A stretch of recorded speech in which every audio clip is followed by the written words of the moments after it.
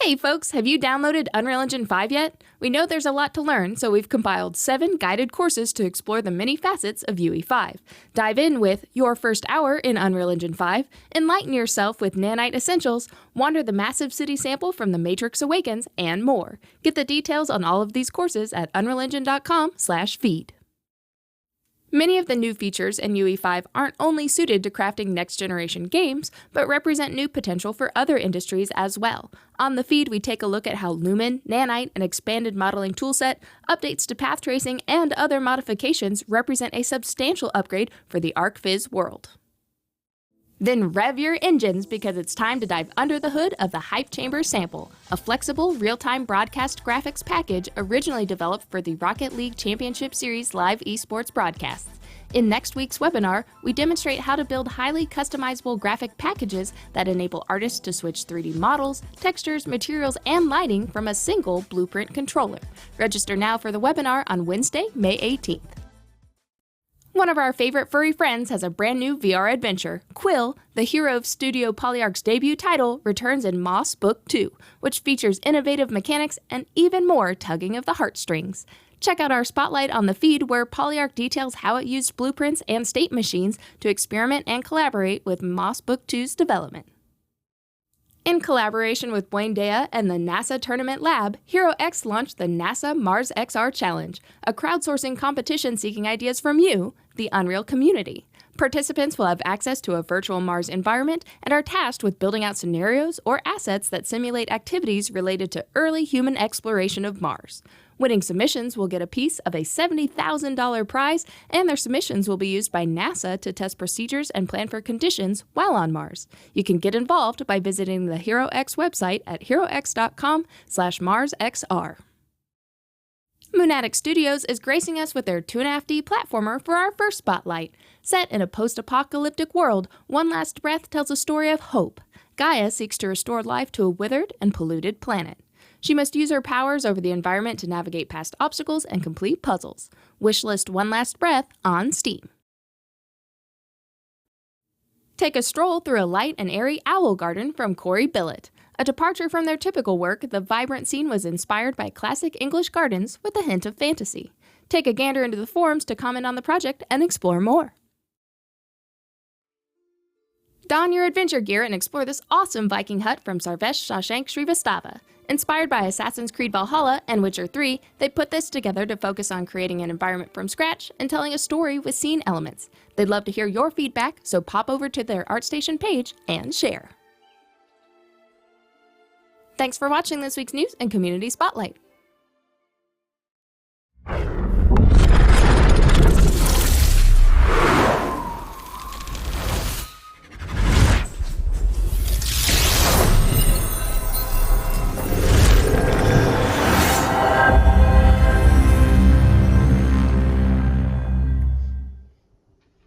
Hello everyone, and welcome to Inside Unreal, a weekly show where we learn, explore, and celebrate everything Unreal.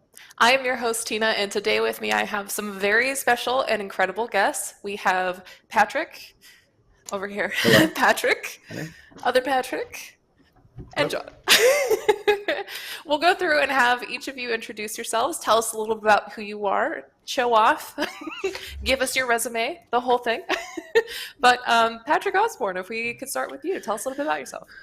Sure. I'm an animator originally. I've been working in visual effects and animation for 20 years almost. And I spent a lot of time at Sony Animation and Disney Feature Animation. I got to make a bunch of shorts there, including Paperman and then my short Feast. And I've always been really into kind of what you see is what you get style filmmaking. Even at Disney, we were doing tests like that to try to kind of eliminate the throw it over the wall and hope it looks good later sort of workflow that's present in most visual effects and animation for the last 20 years. And, in the last couple years now since COVID, really, I've been working a lot with Nexus Studios, this incredible company in London, where these other two folks are currently. And I'm in Los Angeles, they're in London, but this is most of the way we work together, right? Across the Atlantic. And we're pretty excited about sharing a little bit of this experiment we did with you today. So why not Patrick Hearn take it away from coming live from the Nexus Studios offices in Shoreditch. Yeah, I'm here in the glamorous basement in our London office. My name's Patrick Hearn. I'm a technical lead at Nexus. I'm sort of generally from a technical background, pipeline IT, and a bit of everything, comp things. I'm one of those people who just likes to get their finger in every pie and sort of have problems to solve. That tends to be my, like, as long as I'm on a job which has problems, I'm happy. That's generally how I go about things. I've been at Nexus I started at Nexus probably about 12 years ago. I went away to other places for a little while, and then I came back because it's so lovely here. And I'm also excited to show what we've been working on. Over to John. Yeah, so I am John O'Reilly. I am a technical artist, and I kind of specialize in the area of shaders, visual effects, real-time animation, and now motion capture and stuff as well. I guess sort of my real passion for a lot of the stuff I do is I love it when 3D stuff can look exactly like an illustration, when you can really bring the artistry from a lot of illustrative work and bring that into the interactive and film world as well. So yeah, that's me. Awesome. Well, thank you all so much for giving us those little intros. Perfect. Patrick, would you like to tell us just a little bit about Nexus Studios? Yeah, Nexus is a really cool studio that does, both original film work and branded content and commercials, and in the last probably 5 or 6 years, a lot of XR and VR stuff as well. And that's why, I've enjoyed kind of working with them in many capacities. I think, why don't we run their studio real quick, and then we'll get a sense of what they actually do, if we could. That's the bones, I know you found some out the rounds, so that's the bones, so that's the bones, so that's the bones, so that's the bones, so that's the bones, I know you found some, that's the bones, so out the rounds, so that's the bones, so hustle bounce, so that's the bones, so toast the bounce, so that's the bones, so that's the bones, I know you found some out the rounds, so that's the bones, so that's the bones, so that's the bones, so that's the bones, so that's the bones, I know you found, so that's the bones, so out the rounds, so that's the bones, so that's the bones, so that's the bones, I know you found, so that's the bones, so out the rounds, so that's the bones, so hustle bounce, so that's the bones, so that's the bones, I know you found some out the rounds, so that's the bones, so that's the bones, so that's the bones, I know you found some out the rounds, so that's the bones, so that's the bones, so that's the bones, so that's the bones, so that's the bones, I know you found, so that's the bones, so out the rounds, so that's the bones, so hustle bounce, so that's the bones, so goes the bounce, so that's the bones, so that's the bones, I know you found, so out the rounds, so that's the bones, so that's the bones, so that's the bones, so that's the bones, so that's the bones, so that's the bones, I know you found, so out the rounds, so that's the bones, so that's the bones, so that's the bones, so that's the bones.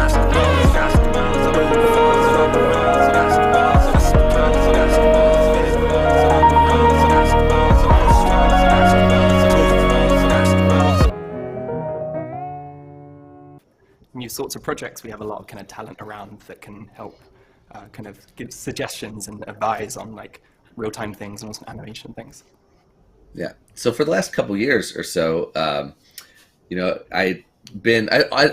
actually like was someone who played like Unreal in high school, like the original game, and like loved that it came with an editor, and was the type of person to jump into that and see how it all worked even before Unreal and the Unreal Engine, like that. I don't know if you guys remember Marathon, but I was a Mac person, and that had an editor as well. I loved the idea of like getting in there and editing games, and after kind of getting away from the real-time stuff for a while and doing typical Maya animation in 3D, I for the last probably 10 years or so, I had been wanting to learn Unreal, especially since UE4 was around, and it had always been looking for opportunities to kind of educate myself about how it all worked.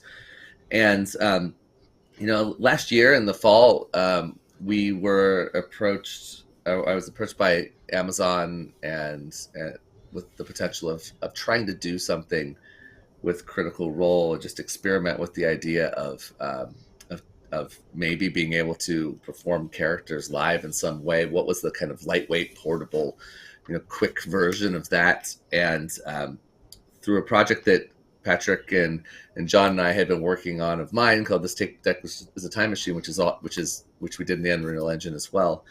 It became clear that we might be able to kind of do something really cool, push a lot of the techniques forward that we were playing with on that project into more of a client-based, client-forward, make it for someone else's content kind of thing. So that's how it all started a little bit, and it became, a little test ground for us to make something neat and try to polish and get to the heart of live performances a little bit more. And I think there's a lot of really cool stuff that can be done in real time and live performance. So that was the initial thing that kind of got us into doing this Critical Role test. And the goal was really to bring two of their characters alive, driven by real actors on the team, to the Twitch audience and make it a surprise. Like, it's not something we advertised or anything. It was a part of a Twitch stream that existed already, sort of a watch party for Vox Machina. So that was the gist of it. And how much time did we have? How much lead time was there to make this happen? Like a month, maybe? Yeah, I think we had we did it in a couple of sprints, and there was we had a few weeks to get something pretty much there, and then a little bit more slow. It was quick, and we'll talk about the thought process and the choices that were made over a deck in a second, but I think we'll start off the deck now, and then John O'Reilly can get into what it actually was, but we can take questions at the end and chime in whenever. Sounds good. Cool. So we have a few slides here that are going to take you through kind of our process behind making Critical Role live. So the kind of challenge was, as Patrick said, to bring these characters alive. What if you could talk to your favorite TV show characters? Well, I suppose if they're real life characters, that's easy, but especially kind of animated characters, that's not really been possible to talk live with them. So we teamed up with Amazon Studios and Critical Role to make this happen. And yeah, you can see now what we came up with.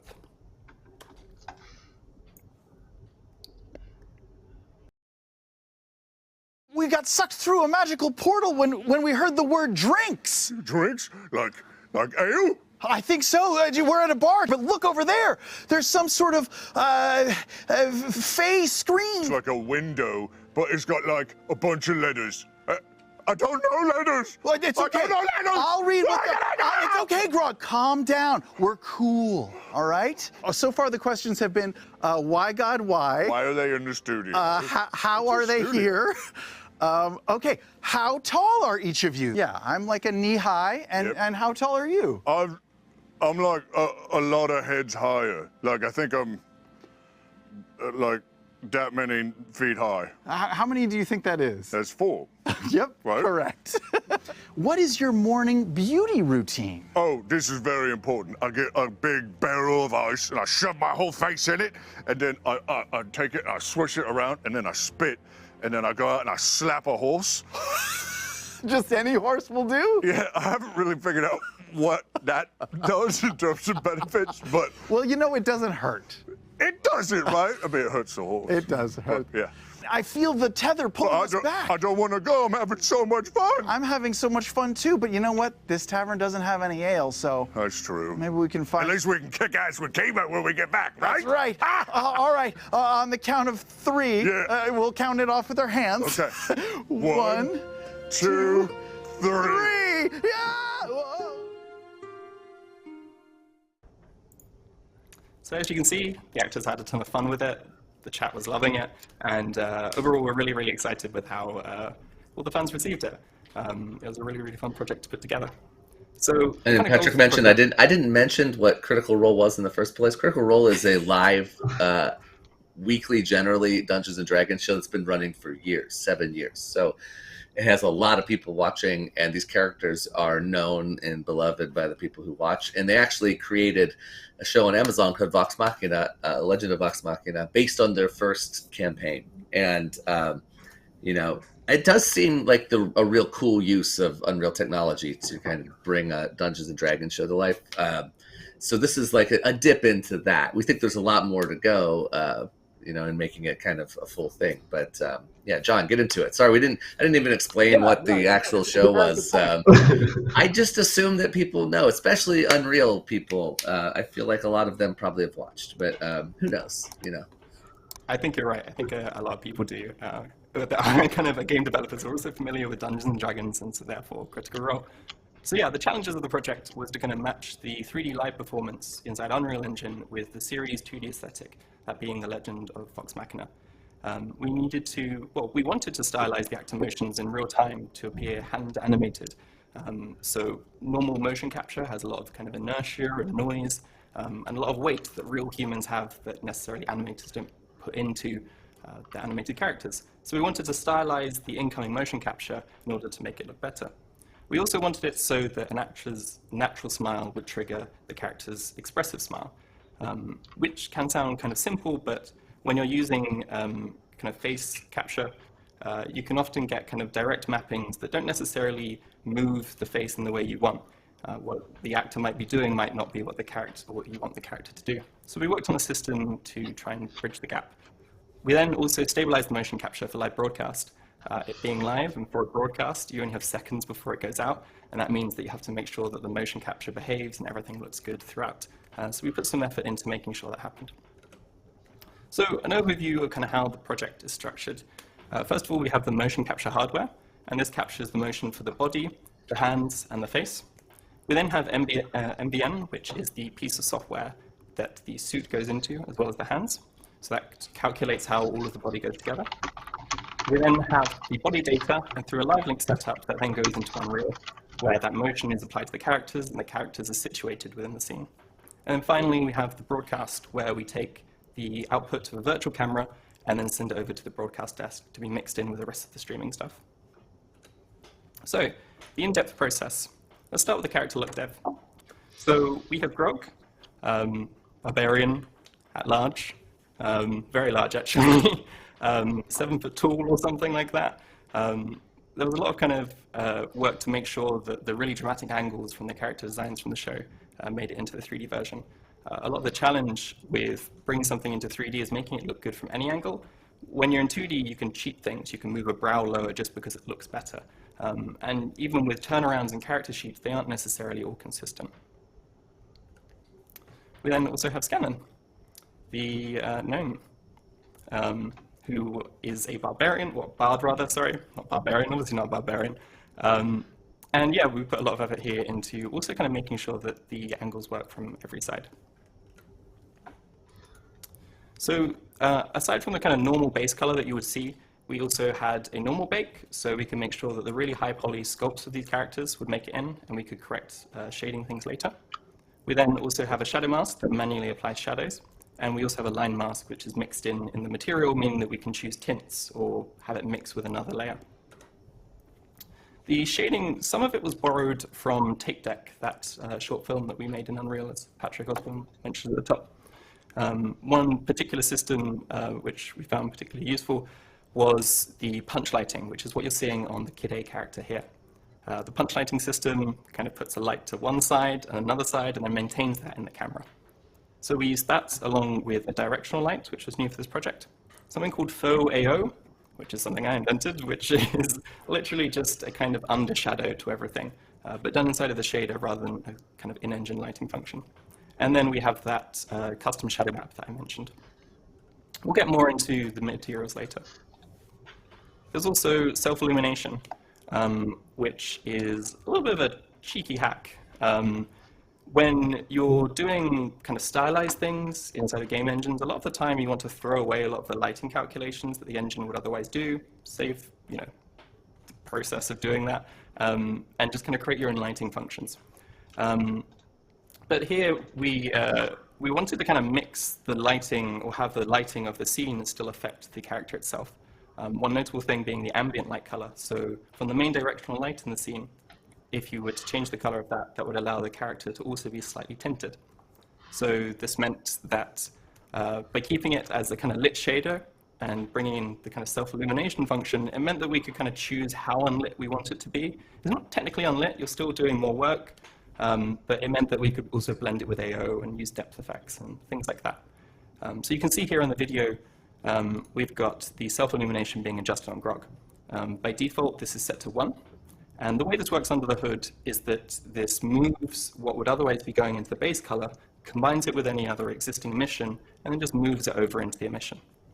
So that allows us to basically keep it 100% emissive, but kind of choose how much lighting we want in there.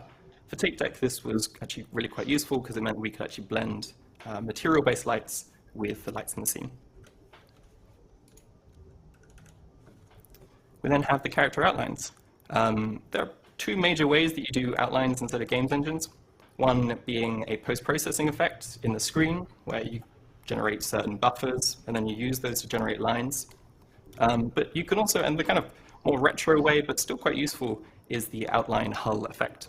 So this is where you take the surface of the object, you duplicate it, you extrude it along its normal slightly, and then you flip the faces. And so from wherever you're looking at it, it will provide a line. So we chose this method because it's nice and stable, it's pretty straightforward.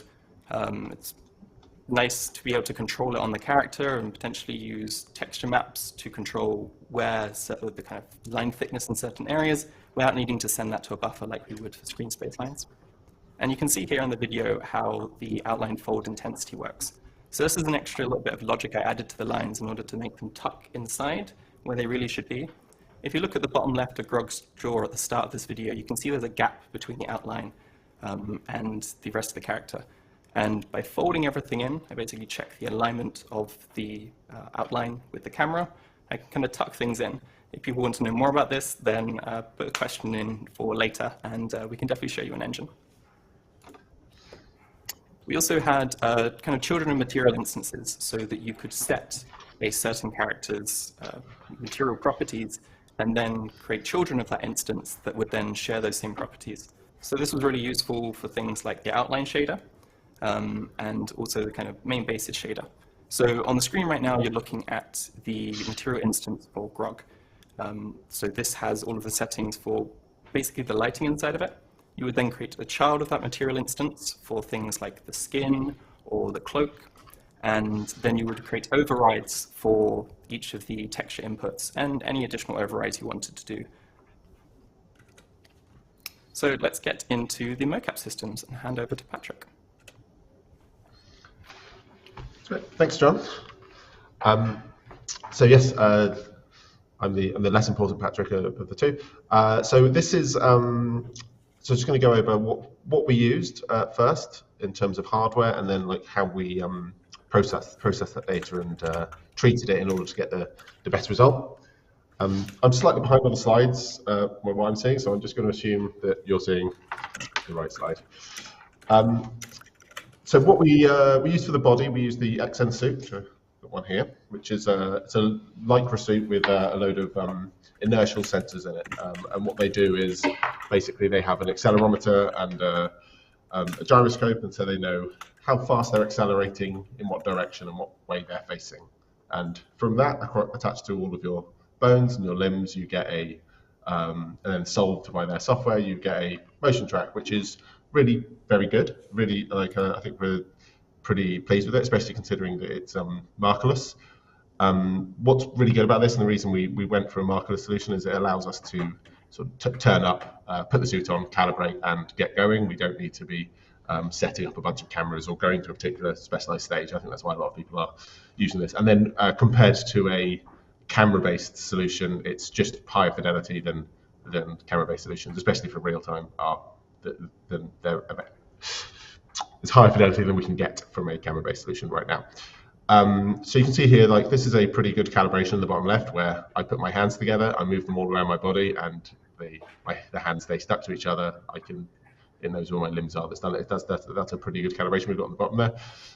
We did also experiment with adding 5 trackers to this setup, which you can add up to 5 trackers on various parts of the body, on the hips and the arms and the legs. We have used that in certain places. I think for this particular job, where we were going to someone else's site and setting up and doing a live show, that felt like a little bit of an extra thing to go wrong. So for this one, we did not use vibe trackers, but I don't think it suffered because we weren't moving around. We weren't doing anything too crazy with the characters in terms of motion. So that was the body. So that's what we used for the body. For the hands, we explored quite a few solutions for this. Again, it's a hardware-based solution. I've got one here. This is the Stretch Sense glove, which is made by a company called Stretch Sense, strangely enough. They're based in New Zealand. And they're very helpful, very nice company. And this is a glove that's got these sort of stretchy sensors running through the fingers and I believe between the fingers as well. And then what you actually do with that is they have a piece of software. You run through some calibrations, and then it trains a machine learning model based on the inputs it's getting from the glove onto the hand, and it does a pretty good job. I think it's really impressive when you calibrate for what you want to get. If you want to specifically get some actions, I think like you can get some really good stuff out of the Stretch Sense gloves. They seem pretty durable. I'm quite happy with them. So that's what we use to Stretch Sense. That goes into its own software, and that's just sending signals over Bluetooth and going into our motion capture machine. And then, so those are the 2 pieces of the locomotion, so the body and the hands. We'll talk about the actual facial expression in a minute. So when we get motion capture data in, the traditional way of retargeting that is to take all the joints, take the orientation of the joints on your mocap, and then apply those same rotations to your target skeleton, and that does a pretty good job in a lot of cases. What it doesn't take account for, though, is when you have a character that might have very different proportions or very extreme proportions or very non-humanoid proportions. So you can see this very slightly on this image here, where Grog, we've got our mocap as their hands just about meeting, and then for Grog, they're just slightly crossing over because those same rotations on the arm that work for me in a suit don't work for this big Goliath guy, because his shoulders are maybe a little bit wider, his arms are longer or shorter in comparison. So that's what we call the clapping problem. That's what we've called it anyway. When we've been doing it, we tend to clap our hands together, move them around, and see if we've fixed it. So the approach we took to fixing the motion targeting is, I apologize. This is the bit where I've got lots of little lines, colorful lines, and programmer art. So this is what we did was what we're calling a space transfer. So on this image here of the 2 skeletons, you can see the larger skeleton there. That's our source mocap, and I've brought in a character there that's got quite different proportions. He's got very skinny shoulders. This is actually Kid from one of the characters from Tape Deck. He's got very skinny shoulders, and he's got quite, not quite sort of natural human proportions, a slightly stylized human. So you can see on the, if you just look at skeletons, you can see on the source that our hands are sort of close to each other, but on the smaller skeleton below, you can see that they are crossing over each other, and that's a sort of more extreme example of that problem you get sort of when you're traditionally just sort of retargeting mocap. So the solution to that is we want to find out where's the correct place to put the hand, and then IK move it back into that place. And so the way we're doing that is we're looking at the blue line here is where is the hand in the source relative to that source's chest, because my hands are attached to my torso, and so the chest seems like a reasonable place to sort of start from. Then if you look down the sort of green line coming off the smaller skeleton there is if I take that vector and put it off that character's chest, that's where that would end up. that would be very far forward. You'd end up with the character always stretching forward. So we then scale that back a little bit, and the scale we use for that is the ratio between the sort of lengths of the arms from the hand to the chest on each of the characters. And we calculate that, we get the ratio, and we multiply that. So that would just bring that a little bit closer in. And then you can see the magenta line would just be, that would be the IK move that we'd have for that left hand to correct it. You see that would put it more central, and then we do the same on the right hand, and you'd end up with the hands in the correct position relative to the body. And yeah, so that was the space transfer system that we used to sort of start off with the characters moving inside their own space rather than just having mocap applied, which can definitely have a slightly weird effect to it, and you can get some strange intersections. The next thing we did with the data, once we worked out where we want to place our hands and our feet, we did the same thing for the feet, is we filtered that. So when you get mocap data in, there's a certain amount of noise that just comes from the fact that it's an imperfect system, but there's also noise that you just get from the fact that I'm an imperfect human, and as I move my hand around in the world, it's not taking a perfect arc, it's buzzy. I'm slightly moving up and down and that.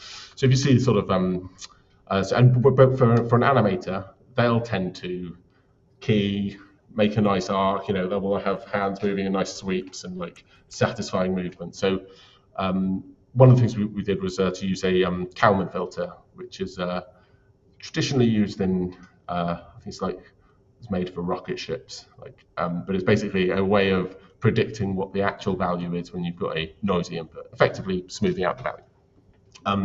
So you can see that's the magenta line, and these little lines whipping around is the sort of Kalman filtered version of the blue line. That's just my hand moving around in space.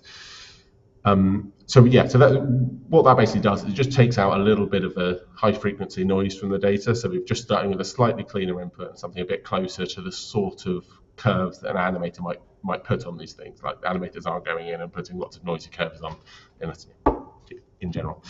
We also use this filtering on the facial data as that came in as well, just to remove that high frequency noise. And then also on the locomotion on the body and the hands, there was a couple of other various little solves we had. One of our characters was sitting down the whole time, and one of the issues you can get with inertial suits is that they, because they don't really have a real world reference, they can sometimes drift. And so what you can get, especially if like a character, especially if you start like wobbling your legs around or just like lifting your feet off the ground, it can trick the inertial system into thinking you're walking or you're moving around or you're sliding. And so we were worried on a live show whether that would mean that we set everything up and all looks good. They start playing 5 minutes into the stream, one of them's just drifted off screen or something because of something we didn't predict. So what we did, we added a hip lock, which was just a simple blueprint. It's just just grabs the character's hip joint and locks it to that position and allows you to rotate the character as well. So that just made things a lot easier for the setup on shoot, so that we could have our actors go away, come back the next day, get in the suits, calibrate, and then we can just put them in position. I'll do frame reduction first. So we because I think partly for us a quality of life reasons, but also I think it was quite useful for other things, was to have the editor causing a tick event. So I didn't have to hit play inside Unreal every time I wanted to see how something was working, especially because a lot of this was tweaking values, or you're going back and forth to the blueprints and nudging things. So this is something I found online. I won't claim to have invented this, but all it is, it's a blueprint which will it waits for a period of time and then it sends an event, and then waits for a period of time, sends an event. It's just a tick, but it's just something which will run in the editor, and then you can add it to your blueprint. It means you can get a tick event which will always be running, because that tick event also has a set wait time. We use that to reduce the number of frames we're outputting. So Unreal, I believe, only goes down to 15 frames per second as an actual output. We wanted 12, so the way we did that was just made our editor ticker only update every 12th of a second, and then that brings it that gave us an animation which was moving on twos, which was the desired look. Because also, especially for 2D animation, people aren't often animating on ones, or not always on animated ones. It's definitely part of the look. So that was the sort of broad brush of our sort of locomotion systems and what we were doing to correct the data that we were getting in. For the facial system, so for the face we used just used an iPhone for our capture on one of these nice mounts, and we were using Epic's LiveLink Face app, which uses ARKit internally. So ARKit has, I believe, 51. Did I write that down without checking that number? 51 blend shapes for the face and one for the tongue out. I think John's might have corrected it for me. So there's the way the ARKit system works, which a lot of people are probably familiar with. It's been around a little while. Is it outputs a set of floats which correspond to which blend shapes should be triggered. And the way it's intended to be used is you create your character and you create a blend shape for eyebrow left up and eyebrow left down and eye blink left. And you create all those sort of piecemeal blend shapes, and then you take these values, you apply them, and you get a pretty good actually you get pretty good results from that from ARKit driving a character's face.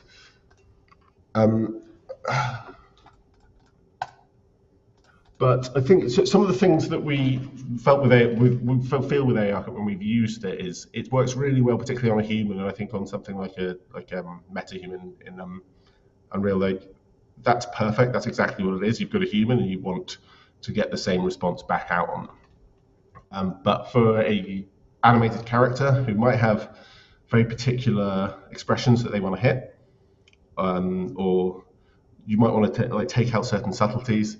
They're in a real face to sort of avoid a sort of uncanny valley feeling. We felt like doing straight ARKit maybe wasn't quite right, so we thought we'd explore what other options we could use while still using the data that they're providing from the app. So yeah, I'll just briefly talk about the headset as it's here. So we did actually try building our own headset, which I think is in my house at the moment. Which John did a really good job of researching and building this headset, but when we actually got it on, it was pretty heavy. Pretty kind of felt like you're going to give yourself whiplash as you turn your head with it, and it's difficult to get the phone in the right distance and stuff like that. And we just realised that this is something we should just invest in, as it's something we're likely to do. So we got these from Standard Deviation. They're really nice studio, nice company in, I believe they're in California. Yeah, they're really nice, pretty comfortable headsets, and they're really sturdy, and like that for quality of life absolutely changed the game. I'd recommend anyone who's currently using Homebrew to maybe look at getting something which is nice and lightweight, because it does help your neck.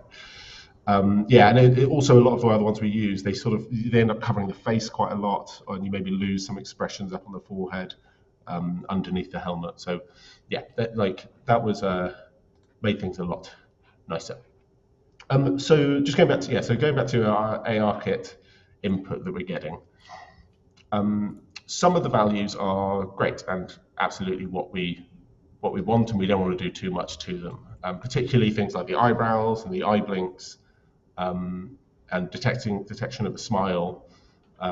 Those kind of things are pretty close, but maybe a little bit too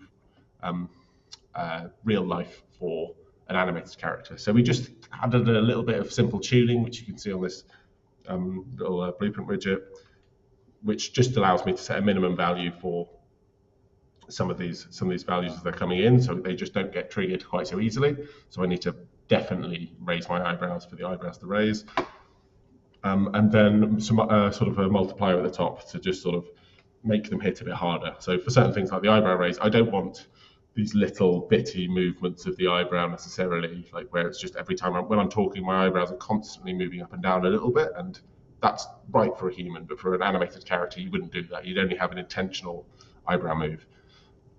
So yeah, just by limiting that and making them a bit sharper and harder, you can ensure that you get like a nice sort of snappy output. And then also for things like the eye blinks as well, that you don't want characters with, like, my eyes are half closed all the time. That's just the look of my face. And so even if I calibrate ARKit for my face, you still end up with a slightly sleepy looking character. So you kind of want to just like make it a little bit harder to blink. And when you do blink, make sure that the blink completes and you don't get a 90% blink, which you can get in CG, but doesn't really happen in real life. And yeah, like things like the squint as well, just making sure that that's like something you can do on purpose and get it right, and it's not something that you're doing accidentally. If I squint, the character squints in a nice, satisfying way. That's the kind of approach we're taking on that. So that's sort of how we attacked using the ARKit blend shapes as they were, and you can absolutely do that, and we have done in previous tests. Use that for the rest of the shapes available in ARKit, and you can get good results from that. But one of the things that we wanted to do with this project was trying to get the sort of characterful expressions out of that input. And I think one of the issues with ARKit is that sometimes what you can get is if I use it, if I'm using ARKit with a particular character, and then say John or Tina was using it, you would get slightly different expressions coming out of that character, even though they're using the same blend shapes, because the way I smile or the way I move my mouth when I do certain things is unique to my face and the limits of what my face can do. So you maybe can do a lot of little manual calibration for a particular person, but I think it was something that we were keen to see, like, can we take this input, interpret it, and then output what we think the character's face should be doing, not just mapping the inputs directly onto some blend shapes. So there's an issue with this, is there's 18 values which control the mouth, at least on ARKit, or little bits all around the mouth. And we sort of abstracted ourselves down to, we wanted 5 outputs, which were related to our phonemes. So we have one which is between R and another which is between E and U, and then we have a F, a S, and a RAW, just so that the characters can really go for it. So we've got 5 outputs, we've got 18 inputs. And it's like, how do you plug those things in together? The solution to that is what's called an RBF solver, which is doing a thing called linear regression, which I'm not going to go into because it's a lot of maths. I'm not entirely sure I fully understand it myself, and I don't think we'd have time. But we found a lot of help from the linked effort in there. This guy, Chad Vernon, has a blog, and he had some really useful articles going into how RBFs works and how to implement them, which really helped. But long story short, they take in a lot of inputs. They take in an arbitrary number of inputs. You calibrate it for what output you want from that particular set of inputs. So I might go R. I'd calibrate the RBF to say you should put out 1 on the R blend shape and nothing on the and the U and the E blend shapes. And then you go through and calibrate the rest, and then it will just interpolate the best value based on whatever input is given, and just take a best guess, a mathematical guess at what is the correct value to output.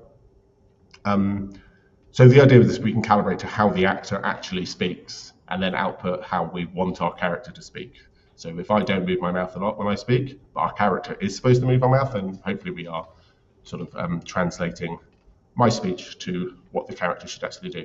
The other nice thing about this and building systems around in this style, having a sort of layer in between the input and how we're processing it and going output, is if we decide not to use ARKit on our next job and we're using something else with a lot of facial tracking markers, we just get points and spaces, there's no real reason we couldn't just plug those values in and calibrate for them and then go out. So it sort of helps us to be agnostic to input and allows us, as you know, it's on the reel at the beginning, we have a lot of varied jobs and no job's ever really the same. So it's always good to have something which we can repurpose and use. And Yeah, we'll do that. And then so that sort of gave us our characters speaking in a sort of characterful way, and moving in sort of a nice smooth way. And then just on the face, we had a few little additional solves. So the eyes, we take in the same way as we do with the hands, we take where the eyes are looking at on the source. We just take a target point in space and transfer that to the character, find that point in front of their head, and then point their eyes towards that, rather than just taking the rotations directly, which just like accounts for when you have characters maybe they've got eyes very far apart, or different. They're in the wrong place compared to the source character.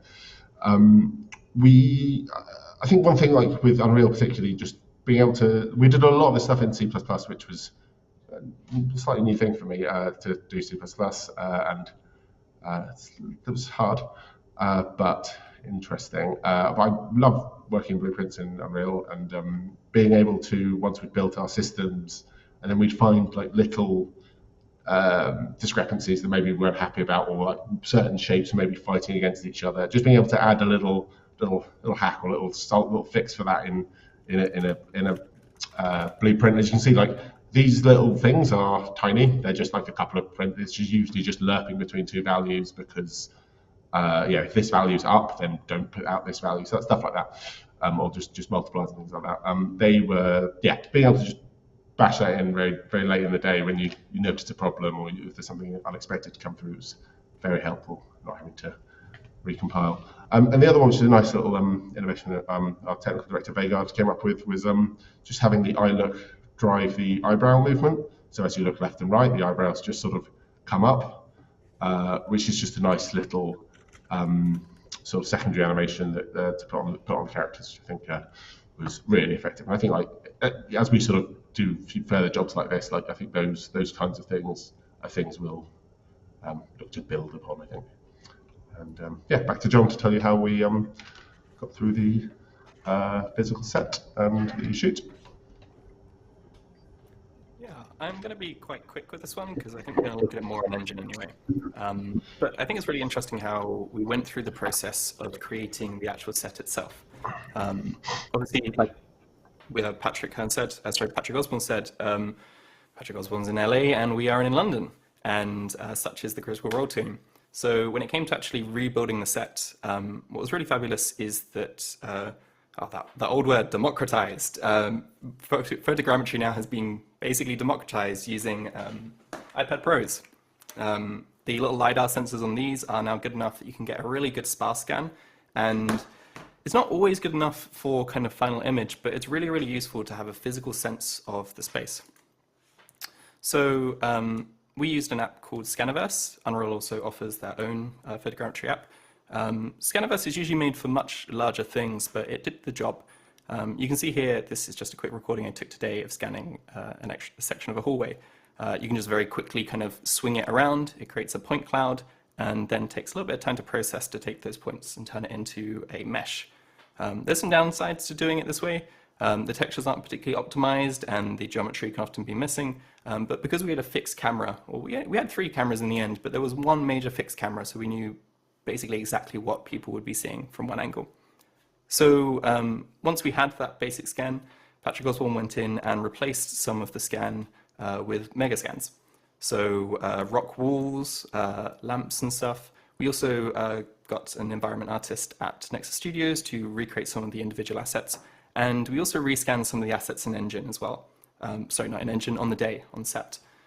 So as I'll show you in a little bit, and for the actual kind of what you see in camera, a lot of those individual props I just took off the shelf, used my iPad, just swung around it, saved it out as an FBX, and then imported it into the engine.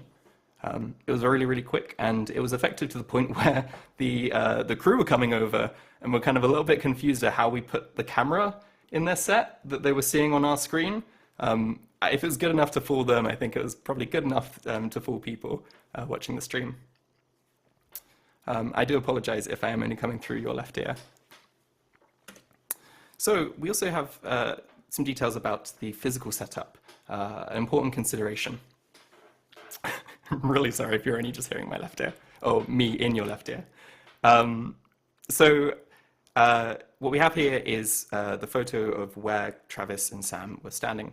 We had Travis on the right here and Sam on the left. So with Sam, they were sitting down, so we had that hip lock in place. And then we adjusted this table in front of them to kind of naturally be at where their hands were inside of the environment. So what we did is we got them to put their hands on the table, and then, well, actually what we did is we put their hands digitally with the mocap suits on to where it was the right location. And then we moved these little C stands up so it was the correct location. And this allowed the actors to like physically interact with it, put their weight onto it, and in general know not to walk into it. We also then had the TVs set up where they were looking into the virtual camera inside of Unreal in the digital scene, but this is where the TVs were physically in the real world. So the TV on the right was kind of questions pulled out by the chat for them to answer. And on the left side, we had a preview of what we were sending out to the broadcast desk. So with this on the left side, you can see that it's actually mirrored from what we broadcast out. And that's so it felt like a reflection for the actors. In general, because they're being able to see what they're doing live, just having this up on the day and allowing the actors to kind of get warmed up and kind of used to what the motion capture suits can do, what looks good, what maybe looks a little bit goofy, you know, where to avoid potentially putting their hands as to clip into things. In general, it also allowed them to kind of see how things were going, see if they could push a pose a little bit further, which was really, really nice. And yeah, the project went live. It was over in a bang. It was about sort of 8 minutes of footage or so. If you want to see the full thing, if you look up Grog and Scanlan on Google Live, I think, if you add to that, you should be able to see the full 8-minute clip as we kind of interrupt the watch party stream. And yeah, we actually loved to see how everyone received it, how excited everyone was by this sort of technology. I'd like to give a thanks to the production team, the technical team, and the art team, with also thanks to Amazon Studio and the Critical Role team. And without further ado, let's get into some questions. I have the engine open, I have the project running, so if you want to see anything, let us know in chat and we can try and break it down. Well, this is awesome. Let me just start by fangirling a little bit over what you all just went through. That was some absolutely incredible technology. And honestly, there were a lot of points in there that I have never even thought of before. In particular, when you were talking about, Patrick, when you were talking about how different faces obviously can do different things, because obviously, you know, it's one of those things where you would think it's common sense, but I think it's easy for people to think that motion capture is just a 1 = 1 sort of equation, and not that each person is unique, the way our faces move is unique, and each one of those would bring their own challenges. So that was really fascinating. Never even thought of that before. Yeah, and to a certain extent, that's something we've discovered ourselves just doing this kind of work, and then you've gone, oh, okay, this worked well when we were testing it, and then you take it to someone else and you go, oh, I've made some assumptions here, or I've kind of over tailored this for my own face. Maybe if you're especially working from home, sat there just trying it over and over again, and you think I've nailed this, and then you get someone else on it and you realise, no, I haven't. Yeah, the challenges with that, I can only imagine. That would be me too. I'd be like, this is perfect. Nobody could ever top this. I am a genius and master craftsman at what I do. And then everything would be broken. Yeah.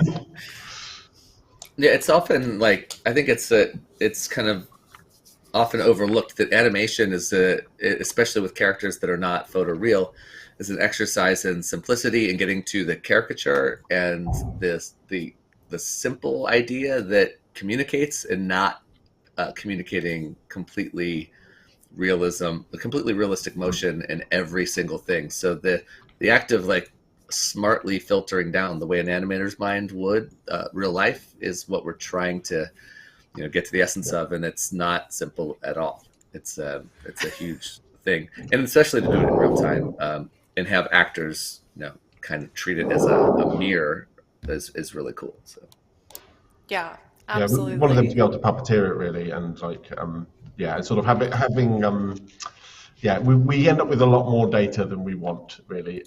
It's sort of the opposite, I think, of when you're maybe traditionally using mocap. It's like you probably can't have enough data. Maybe you want it there. We want all that data, but we only want a little percentage of it. And what we're doing is finding that bit that we want. Like when was the frame, or when was the thing which is actually important for that motion, and what can we throw away? Because the more we throw away, the closer we get to something which feels like animation and feels like something also that could be edited later as well, if we're not doing a real time thing, if we're doing something later, I think one thing that maybe is a little unclear so far in our talk is that we wanted or this needed to happen at a studio that we did not have access to until the day before. So the idea of this all had to be built in a way that we could like cart it in and not be disruptive to the live action set where they were doing the watch parties.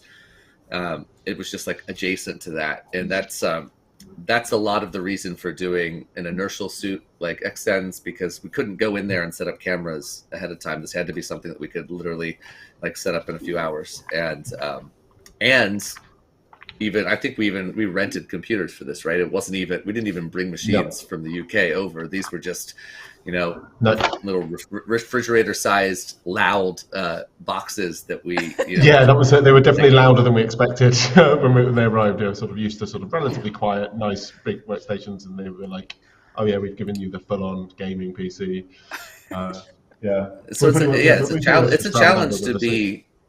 a challenge to be portable on top. And the really cool thing about the Unreal Engine is that once you got that file, that game working, it is fairly portable and reproducible in other physical setups. So that was one of the cool things about it.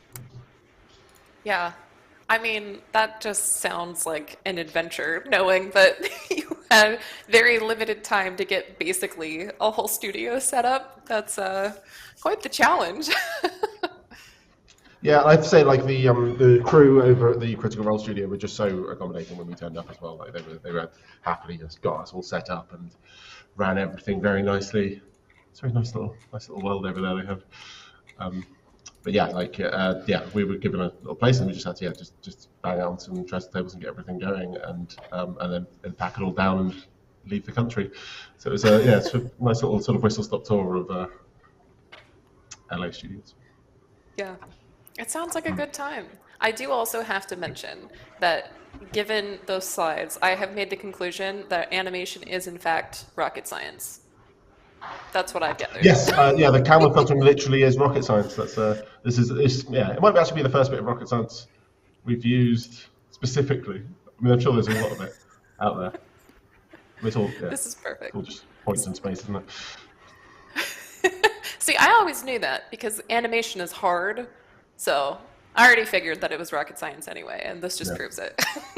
Why don't we have John open up the scene? I think there's something interesting also about the, I'm a big fan when we're doing stuff like this, where your final output is going to be these two characters talking, to only kind of build the environment and the set up to the level that it needs to when it's like slightly dropped out of focus, and so that's why something like using Scaniverse or Polycam or one of these iOS-based scanning apps actually works. So if you like get close to some of those background elements, they really don't look that great close up.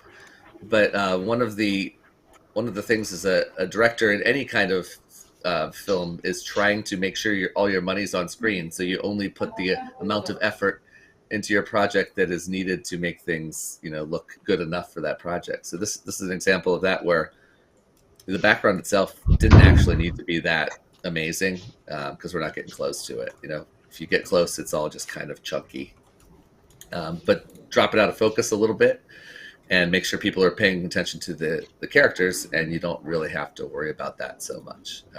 It's kind of like, it's a little bit messed up, not the best models, but some of them are, because some of them we did, like the lamps we modeled for real.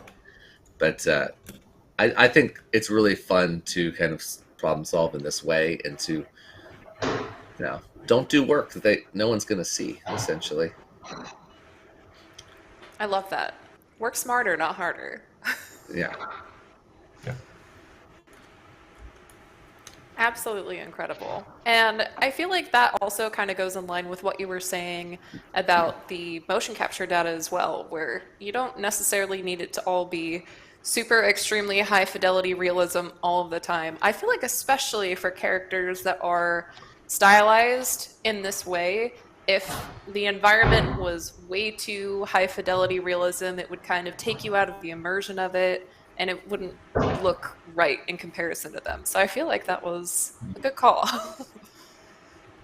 Yeah, when we started with the accent suits, we noticed how much like just inertia you're catching from people. Like that if someone jumps, they don't just go up on the Z-axis and go back down again. Like they all of them flop. The fingers flick. Like all of these small actions, which like you don't necessarily add in animation, especially like Saturday morning cartoon type animation. You animate everything on twos, and you go for really big key poses. And so that's what we were trying to recreate. Yeah, absolutely. I feel like that makes a lot of sense, because I feel like seeing Grog do super highly realistic Travis motions would be a little too uncanny valley for most people to handle. I think I think it's always nice. Go ahead, sorry. Yeah, there you go, Dom. I think it's always nice when actors really get into it. They give it some gusto. Larger actions than you would get. Like you don't usually raise your hands above your head for most things, but if you're punching the air and stuff, that's the sort of thing that animated characters do. But yeah, like at the same time, we want to bridge that gap between what the actor is naturally doing and kind of relieve some of the expectation on there to make things feel big and cartoony. Especially with the face stuff, we were finding that because they are voice actors, that they assume a certain mouth posture in order to get the character coming out. And this meant that part of what they were doing kind of naturally with their face was a lot more muted than you would get from a big cartoon character who's throwing their mouth everywhere. And yeah, I think we're really looking to actually kind of advance at least that line of thinking with more technologies down the line. Yeah, with actors, you generally have to direct them like they're on the stage. This is more theatrical than like if they were on camera being filmed. We're not capturing the most subtle stuff, so they have to exaggerate and be a little bigger. But any actor who's worked for a while has done some theater, and if you just say that, they get it, and they're able to kind of exaggerate and speak to the back of the house essentially. And I feel like that's what you kind of need to do in these live mocap situations currently, the way we have them set up. Yeah, absolutely. Well, I feel like that actually goes in really well with the question that we did have from chat, where I know obviously you're mentioning that we need the big exaggerated motions, not just for the type of character it is, but also the type of studio and type of work that you're doing with it. But given that this was a live broadcast, there wasn't really a potential for you to do any post-process work, right? No, not right. This was it was out 7 seconds or something after they did it. It was we watched it on the Twitch stream. It's incredibly stressful. Like even though it wasn't like on out to NBC or something, it was still like tens of thousands of people watching. Very stressful. Yeah. Like, I hope it doesn't break. We had 2 computers, like a total twin, just in case. Like the whole thing blew up. We had a second computer ready to go that would be able to catch up. But yeah, it was definitely live TV. Has got to be. I mean, I've done very little of it, but it's got to be incredibly stressful to do. Yeah, that's like I've done a few things which were live, and I remember when we were on that set, I remembered. Oh, that's why I didn't do any more of that.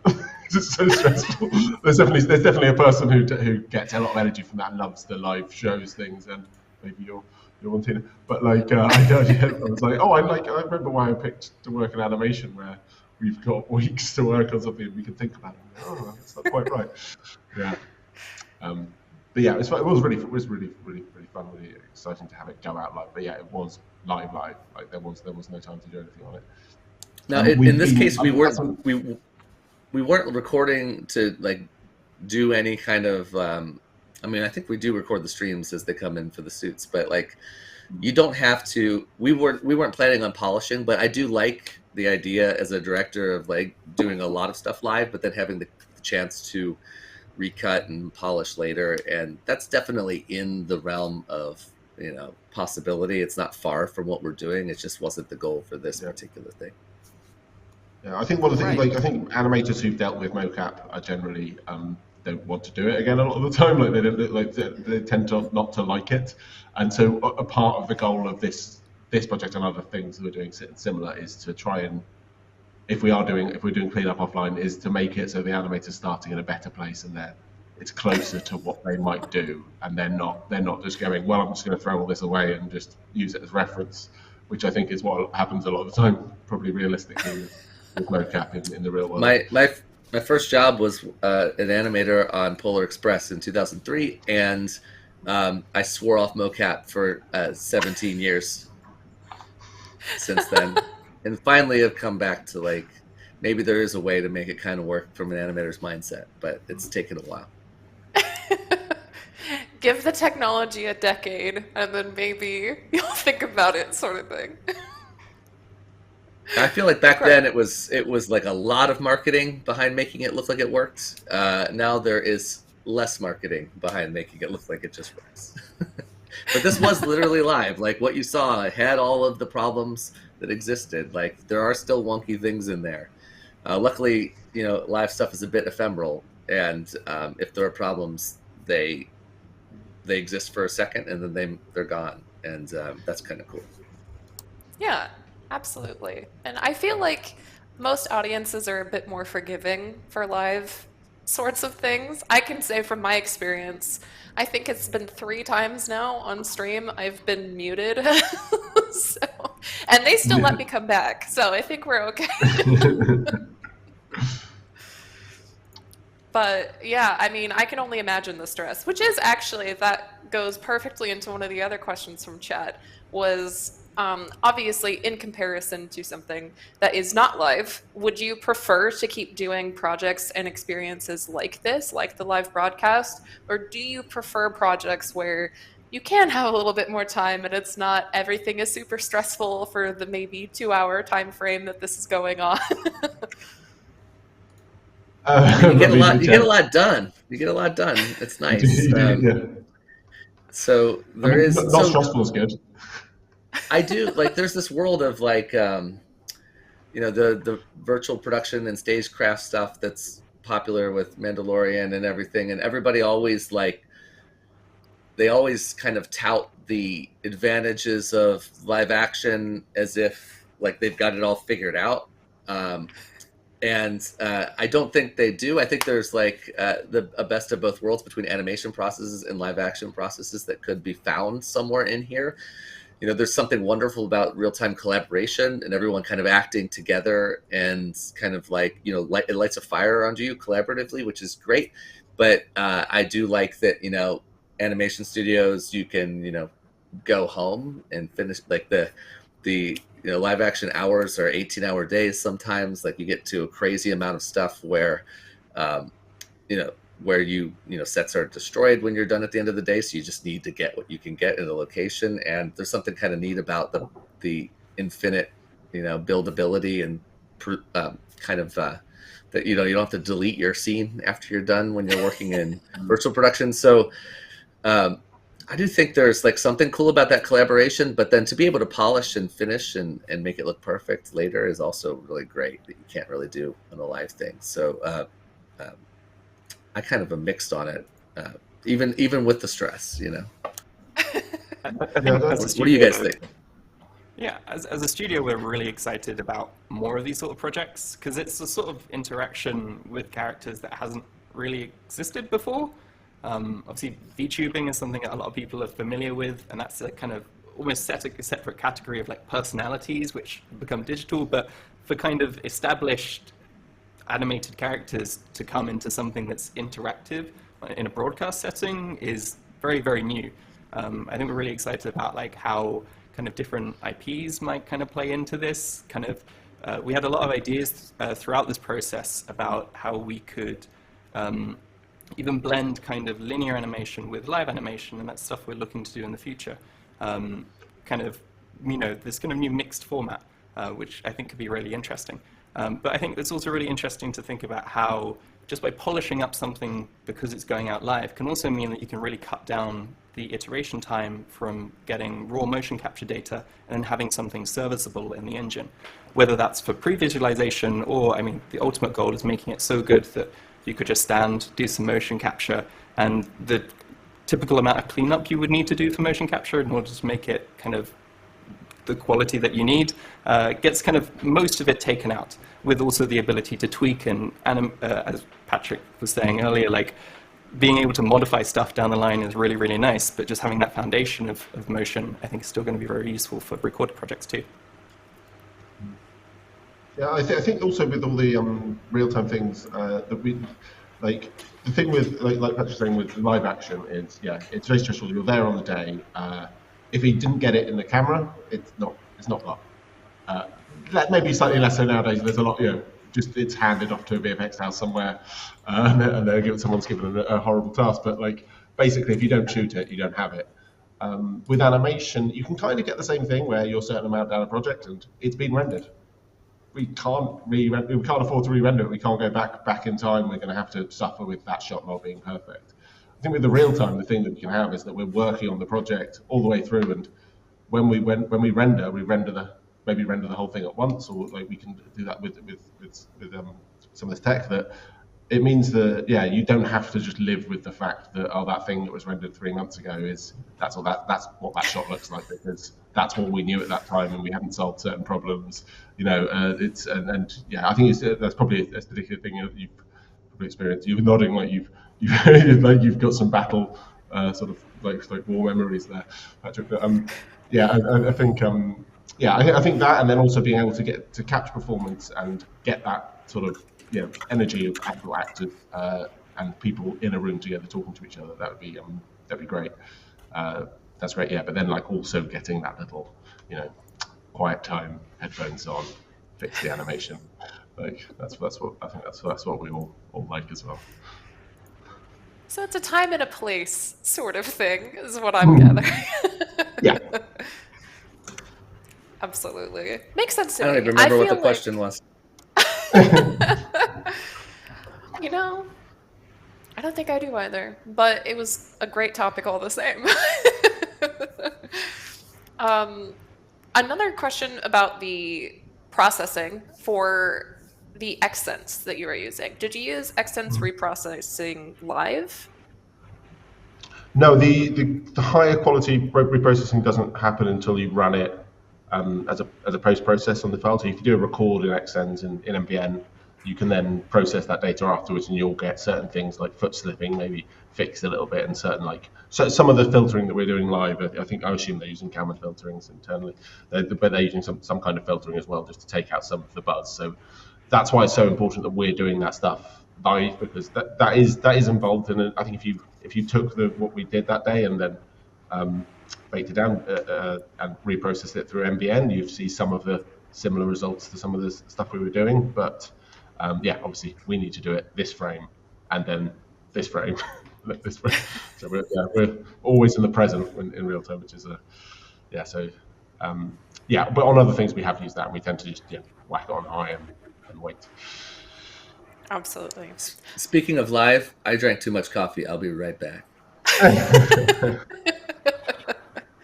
Honestly, it's a good thing that nobody can see my desk here, because the amount of coffee cups sitting in front of me is borderline legal. So, but for the actual animation itself, they were wondering if you had any automatic features. So did you have any automatic breathing or automatic blinks, or was that all just straight from the suits? That was all straight from data. We didn't have automatic. Sorry, John, you go. You might have thought of something I've not thought of. Yeah, I mean, so the blinks were the actors' blinks, and we didn't necessarily need to add breathing because the motion capture suit doesn't pick that up, and an animator wouldn't add that either. It's that same line of logic. Like, we want to remove noise and detail and actually like add kind of imperfections that almost don't make sense in a 3D world, because that's the thing with 3D. 3D is really good at making things super duper accurate, and our brains are also really good at seeing stuff in 3D, and so you're always trying to make it look more like what's the word? More primitive, I suppose. Like less is more in that sense. And so while for future projects, I think if we were looking to add a level of, believability to the performance in terms of realism, then we might do automatic chest movements for breaths or something. But for this project, it wasn't needed. And something that the AR kit capture is really good at is actually blinks. And especially with Patrick Hearn's tool to kind of add the multiplier, we could make it so that when those blinks were coming in, we weren't getting half values, we were getting really snappy, nice blinks. The only things I can think of which were driven were like I showed in the talk, as you look the eyebrow, if you look left and right, the eyebrows will come up, and then also just the correctives that the rigger would have put in. They were driven by it's the pose driver node. So we had a bunch of blend shapes which were, as you lift the shoulder, particularly on Grog, where he's got this big sort of shoulder pad, which needs to move around as he lifts his arm, otherwise he'll just intersect with it. So with that, we use the pose driver node, which is on RBF internally, and I think if we could untangle it a little bit, we might be able to use that for, you might be able to repurpose that to do some of the stuff with the face, but I think it's particularly designed towards joints and corrective blend shapes. That's basically what it's for, I think. But yeah, so we have that. So there's a little bit of reaction motion, but nothing otherwise. The AR kit is not very good at asymmetry, and one thing you do as an animator is always try to add some asymmetry into a pose in the face, and it does like left and right winks, because I guess that's what we want to do with our animojis, but it doesn't, like if you look at the brows, it doesn't do a lot of like varying of your brow shape, and we wanted to have some sense of that in the performance, so that's why you kind of automate a few of those things just to make it less perfectly symmetrical. It'd be nice if it captured all of that, but if you look closely, it's not really doing it with the base AR kit stuff. I think a lot of that stuff ends up being, it's like it might be in the data, but it ends up being so subtle once it's mixed in with everything else that's happening to your face at that time that it just it gets lost a bit. Like what we did add, because the way we did the face, we did the phonemes. One outcome of that is we didn't really have any sidedness to the face, so you could go but it'd be difficult to go So we did correct that by picking out so we did sort of so what we did with that was we kept our system, which just works out what's the correct phoneme to pull, and then we looked at all the AR kit shapes and just looking at a few of them. Like, are you is the mouth over to the left or is it over to the right? And then you get a value from that, and then you go, okay, make an and then also add our left or right blend shape just to move the mouth, which it does so much. Like that was something we didn't have for a little while, and then once we added that, we sort of realised how much that was doing, like Patrick's saying, about asymmetry and just being able to add a bit of characters for the face. It was just like, oh well, that's why they looked a bit dead for a while. But we realised that was quite such a big thing to add. Yeah, absolutely. I can absolutely see how just that small little detail would bring so much extra life, especially into an expression. Again, one of those little things that I don't think most people would think about and maybe take for granted, but definitely a game changer. One thing that I think was also really cool that Patrick and John did on the day, you have your actors there and they perform for a little while, and you can kind of record that into MVN or all of the tool sets, and you don't want your actors just to sit there while you calibrate and sort of make sure it looks great for their particular performance, because we had literally just met them that morning and put it all together and then tried to. So we recorded that stream of data, and they would play it back with the actors, having lunch or whatever, and you could continue to do your calibration on the recorded stream for that actor, knowing they would come back and put it back on.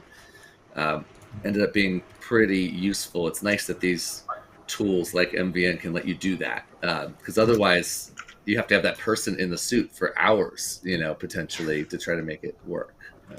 Yeah, that was a pretty vital addition. I think it's one of those things where you're back and you're developing this, and you go, okay, well, I'll spend the afternoon playing with the calibration, and you'll just keep playing with the calibration. But when you get to a set and you're told by the producer, you have these actors for 1 hour, you've got to get the body working, get the hands working, get the face working. It's just like, oh, okay, and then they're busy, they've got a shoot to go to or something like that. They're off, they can't hang around. So you have to get your data and realize that, oh, okay, yeah, we need to do this when they're not here. So I think that's again one of those things, sort of going from the sort of, as they call it, a lab. We're going sort of from the lab into the real world. You suddenly realize, like, oh yeah, okay. And also, you can't get an actor and sit them down and say, go go go ooh, and ask them to do that for 3 hours and not expect them to go insane and be able to give a really good performance at the end of that. I think you're really testing their patience if you just give them a really, really boring, horrible day where they just feel like a puppet.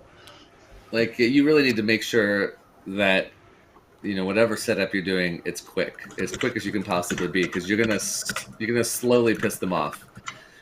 I'm not to say that this happened, but the Critical Role folks were amazing and very accommodating. Travis and Sam were fantastic and very gracious of us, experimenting for a little while. But you get the wrong actors in there, and you could affect the actual performance by how hard the setup is. And so I think that's something to always think about when you're dealing with this kind of thing. Yeah, absolutely. I'm demoing the ARKit playback now. If you would like to see kind of what it looks like on our end, at least kind of testing how the data comes through. As I mentioned, it's we take a recording of it, and then we can play that back within the engine itself. Ooh, it's zoomed in too much. So on the actual blueprint itself, we have controls to go to a specific frame. Let's get back in there. We can go to a specific frame. And let's go down here. Well, that's the follow socket, and let's select Grog.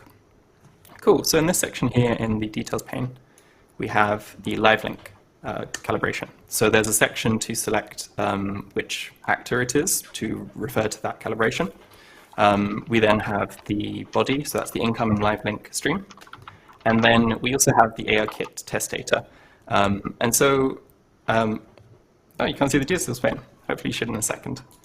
I'm imagining maybe there is an increased delay from what I'm showing on my screen. I might need to restart the stream in a second.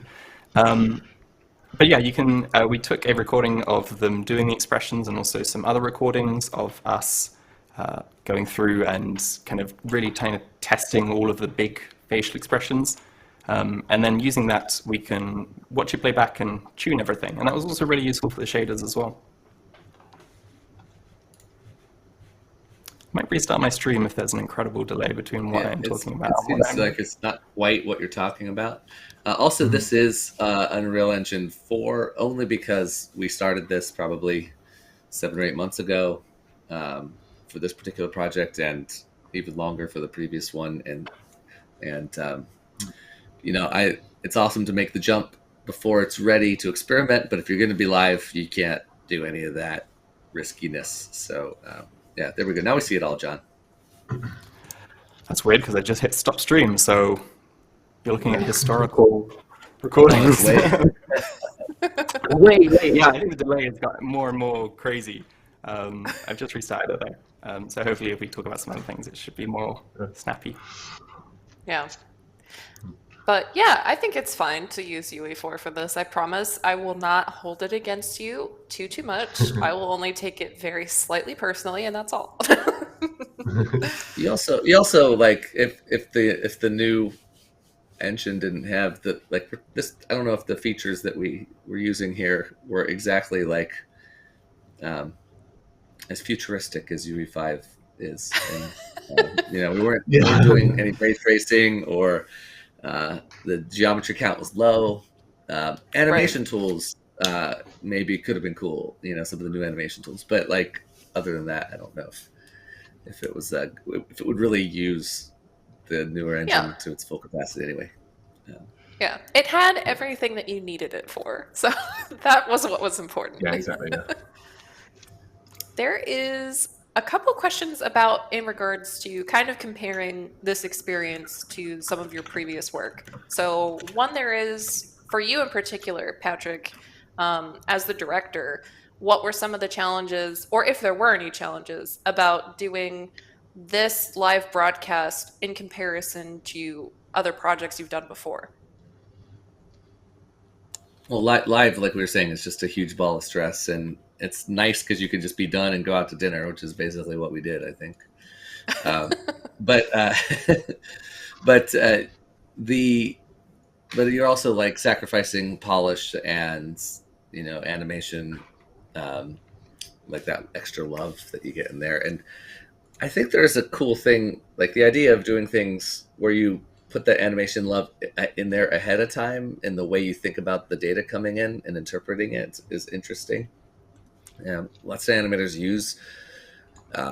we use video reference to animate a lot. Most people do it, and you learn a lot from that. Is there a way to get the system that we're working with to basically learn from the data that comes in the same way that we would analyze video reference? Is something that's kind of in my mind. I think there's probably a machine learning kind of AI future in that will, kill half of us animators' jobs, but we'll see.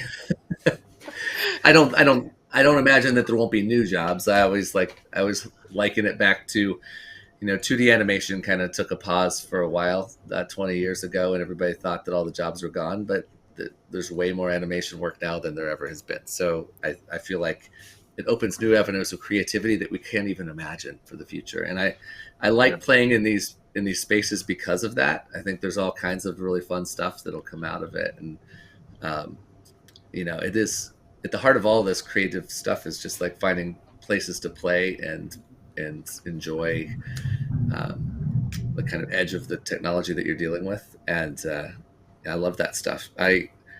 Well, it's not something for every project. It depends on the goals and the needs, but it's something to have in the tool belt for sure. Yeah, like with all this stuff we're doing, like we very much don't want to be like destroying animators' livelihoods or replacing animation. We're not seeing it as that. We're trying to see this as something different from animation. There's animation, which is an art form over here, which is its own thing, and this is sort of live characters or something like that. I don't have a punchy name for it. I'm sure someone in a more senior position does. It's basically we're trying to sort of bring characters to life through with real time video, and also just help animators do less boring work and more creative work.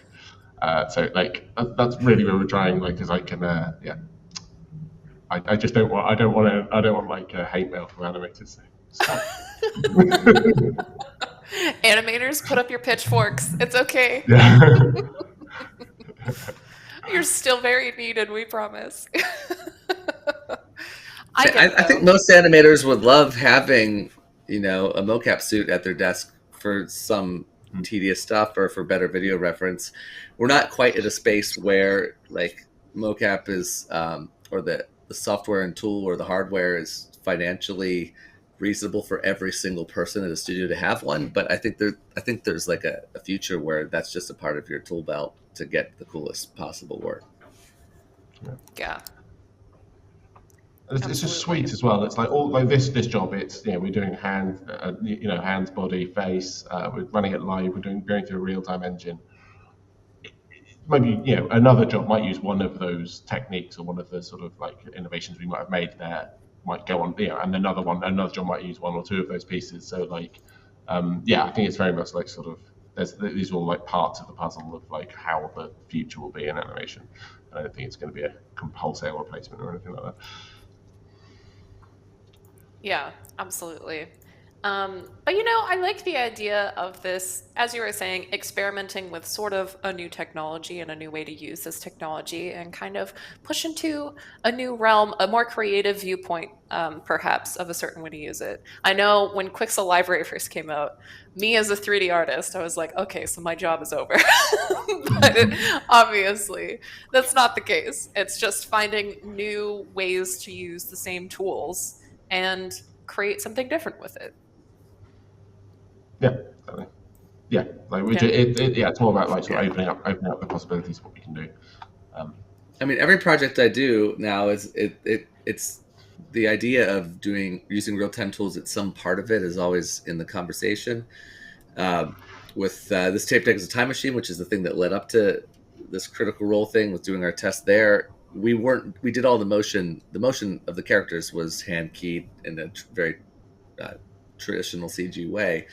But I still had the ability as a director to reframe, change the effects, change the lighting, like move the camera around differently and experiment with those performances once it was in the Unreal Engine, which is really, really cool. And that's one part. You know, we had a simple camera switcher on this project where we could do a close-up of each character or the wide 2-shot. And that could be made more interesting and complex. You could have like a live handheld motion capture camera in there to switch to, but we were just basically like kind of limiting our level of complexity, knowing that we were only doing 10 minutes ish of stuff, and didn't want too much stuff to like bite off. But I love the idea of like taking a look at your project and figuring out where the real time would help, where it would get in the way, and try to land in that sweet spot where you use it for what it's best at. That collaboration and that kind of like camera work stuff. And soon I think animation and real-time sim will be a part of that too, where you're able to kind of nudge individual pieces of the animation around in Unreal really well. Currently the tools aren't quite there, but I'd love to be able to kind of push and pull on individual body parts, kind of a full body IK thing to nudge performances on top of either live stuff or keyframes stream. That would be neat, but not quite there yet. We'll see. One day. I think Unreal's working on it. Someone is, someone's probably working on that. Oh, for sure.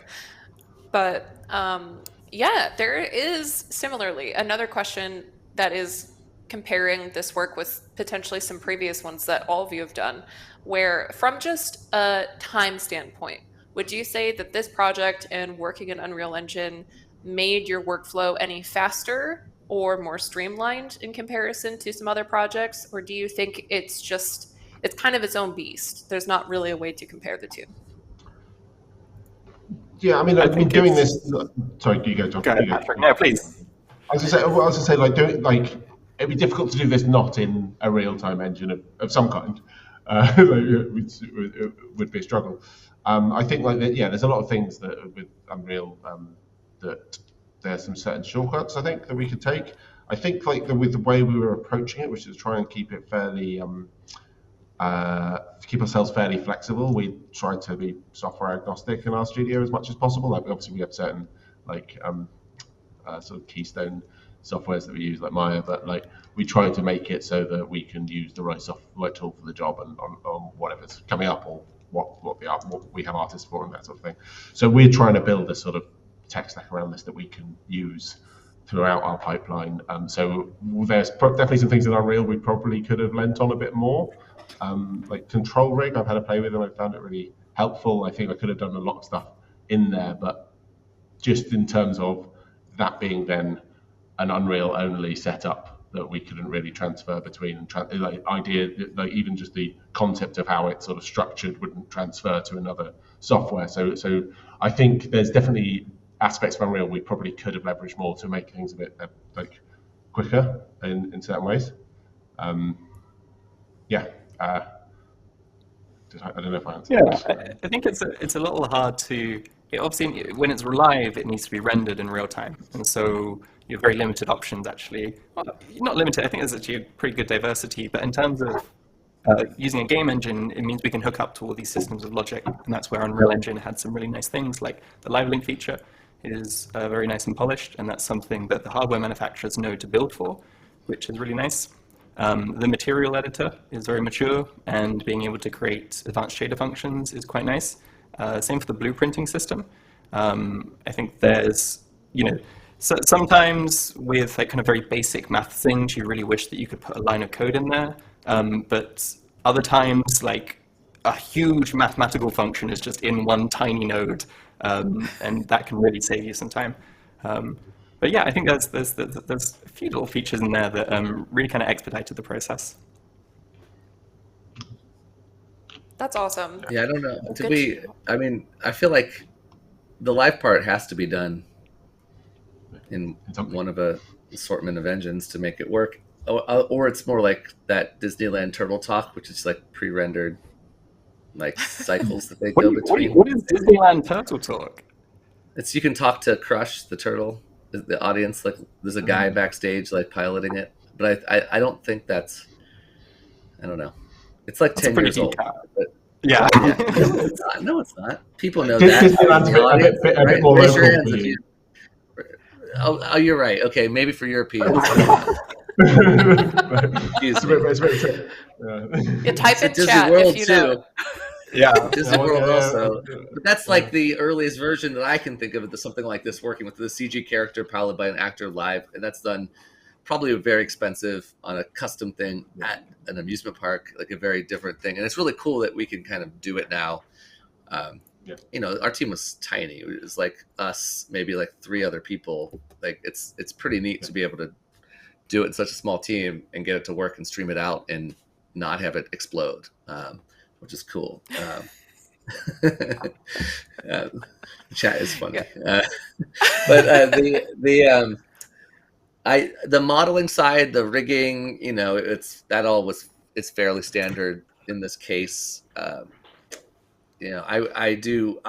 one who doesn't really like jumping in and out of different softwares. I like it when everything kind of works together. So I like a future where you can kind of, maybe you do a lot of modeling in the thing you're comfortable with, but once it's in an engine, you can do like tweaks there. That's what I prefer, but I know it's different for everyone. I'm also like a little weirdly more hands-on than some directors are. Some don't care at all how you do it. But we like that. You want to be part of the process. Yeah. I just want to feel like I do something. Like sometimes as a director, like all I do is talk. I don't do anything. Like I really want to do something. I'm used to animating. Let's do it. I understand. I mean, that is my job, is to literally just talk. So I completely get you.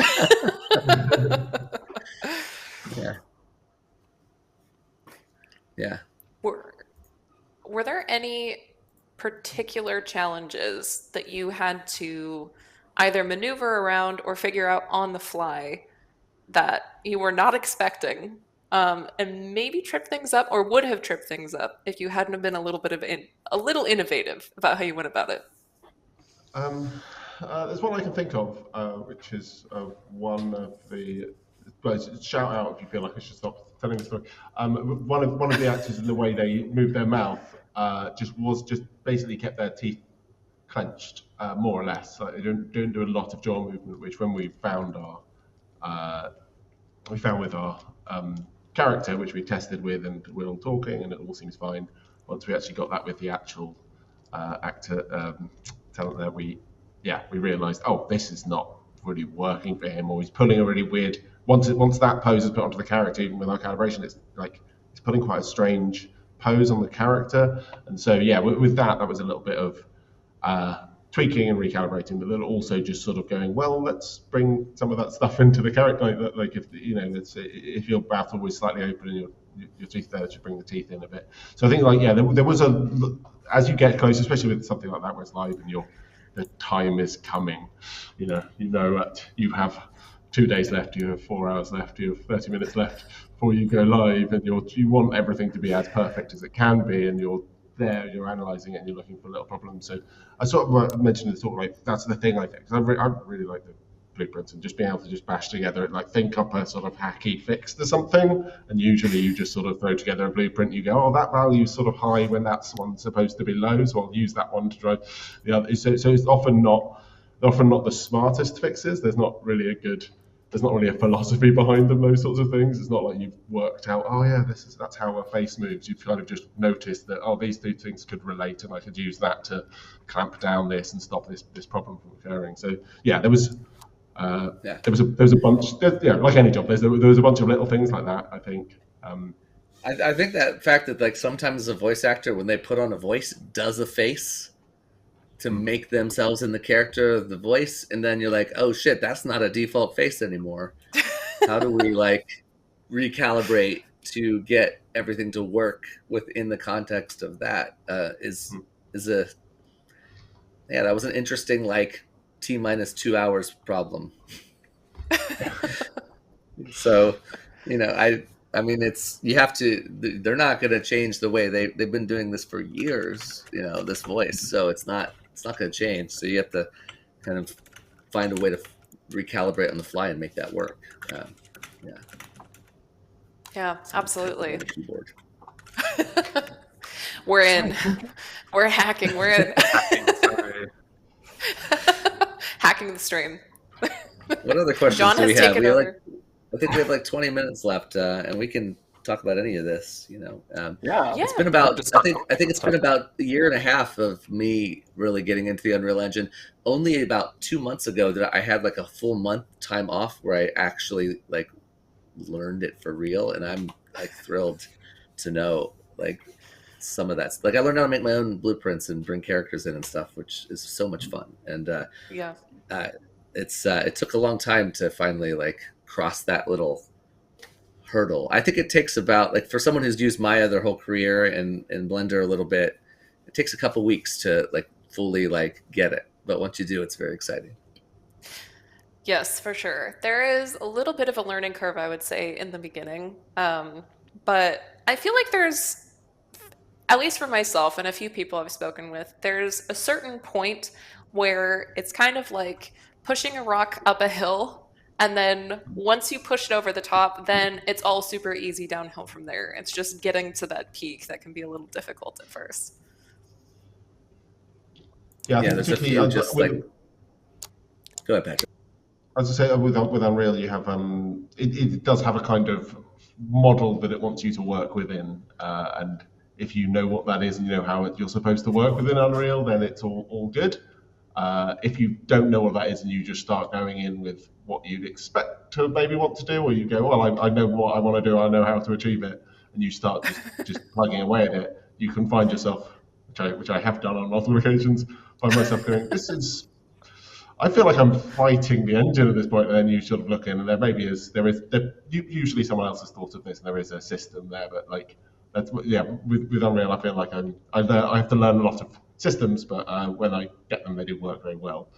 And obviously, you can build yourself from scratch, but it's it's been fun learning it. Yeah, good. I'm glad to hear that. It would be really bad if I got you all on here and you're like, this is the worst thing ever. For calibrating the expressions, since obviously Critical Role has been going on for a long time on a very public platform, there was a question from chat where they were wondering, would it be possible for you to be able to use footage of them while they were playing from maybe their previous streams and use that to help calibrate expressions? Not with the system we were using with LiveLink, because that relies on the iPhone front-facing cameras, and I think it's a depth camera and some stuff. It wants their special cameras, not just a straight pixel flat camera like this. But there are other facial capture systems or like facial pose detection systems and machine learning models that you can run, which just run off a webcam or run off just a video. So you could, in theory, use that, get hours of footage of someone, use that to help. With the way our system works, it would be you going through and finding where they're doing an R and or certain expressions you want to calibrate for, and then you'd calibrate, and then you could theoretically use that input to drive something. And I think there's definitely some cool stuff in that. I think machine learning is like leaping ahead in terms of what it can do with just a single camera image, and like it's magic. I mean, it's like I've always lived with computers, and I've always considered them to be magic, even if I understand them. It's like, well, it's not magic, you know. It's not, the fact that any of this works is insane. And the machine learning stuff that's coming out in the last few years is mind blowing, and I just think I just seeing what we're already able to do, and just our expectations for it just. You know, we probably could have seen it coming though. Like when I think about it, because like they've been doing these voices for a long time, and we probably could have seen a video of exactly how the character was performed, and maybe foresaw that that would be an issue, but we did not. That's a good shout, Patrick. Yeah, you're right. You're right. That probably should. I mean, I think I listen to their streams more than watch them. Honestly, It's all, like for me, that kind of thing. It's so much content. You know, they do hours every week, so it's generally like while I'm working on something else, background stuff. But you know, because I have 2 kids, and you know, can't spend that much time. I don't think I can justify spending like 7 hours a week watching someone else play Dungeons and Dragons. You mean you can listen to it while you draw, you know, it's amazing. You mean you can't set aside a full work day exclusively for watching stuff? Come on, Patrick. This is a question for John, our technical artist here.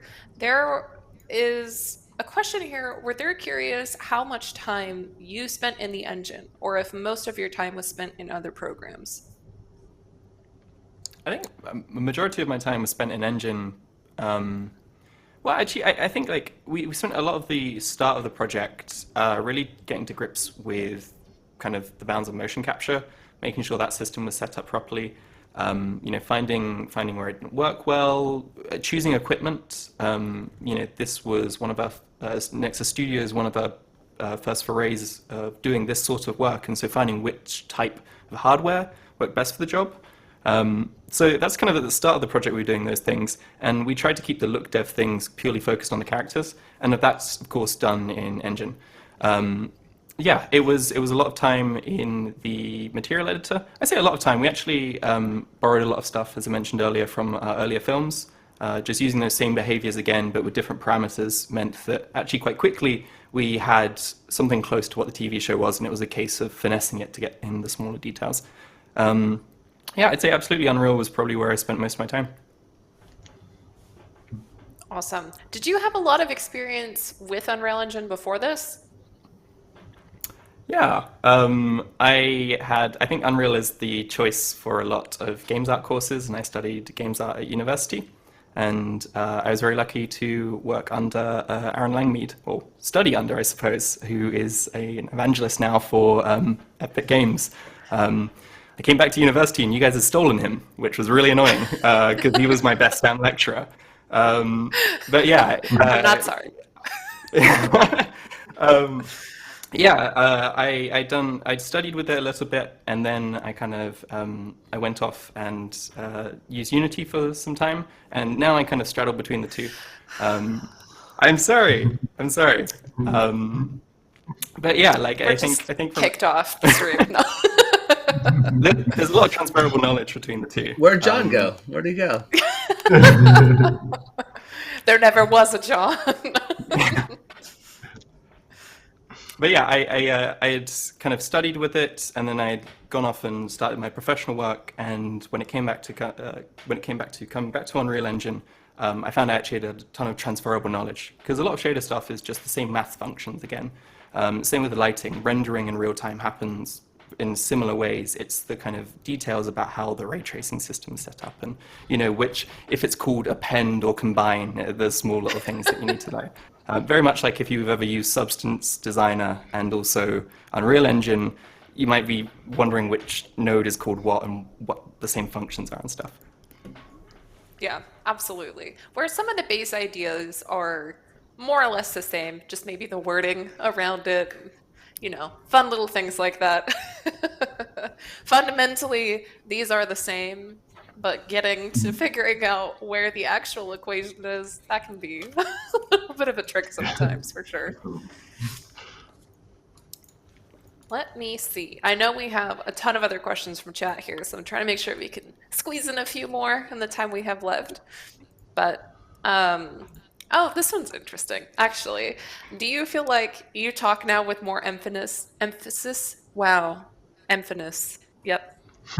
English is difficult, okay? Speaking is hard, and words are weird. But do you feel you talk with more emphasis and pronunciation with facial expressions in day-to-day use now that you've been using motion capture? Is it affecting you personally? It will be enunciating more in our. It's hard not to, when asked that question, not to go, are we enunciating more in our everyday life? No, absolutely not. No, I mean, I don't think. I think with any of it, like whenever you do any job on anything where you drill down and you get very focused on a particular thing, it probably there's some bit of it that sticks with you forever, and that you've always there's some little detail about the way a mouth moves that you've noticed, and it's like you'll just notice that for the rest of your life. I think that's just I'm getting all philosophical now.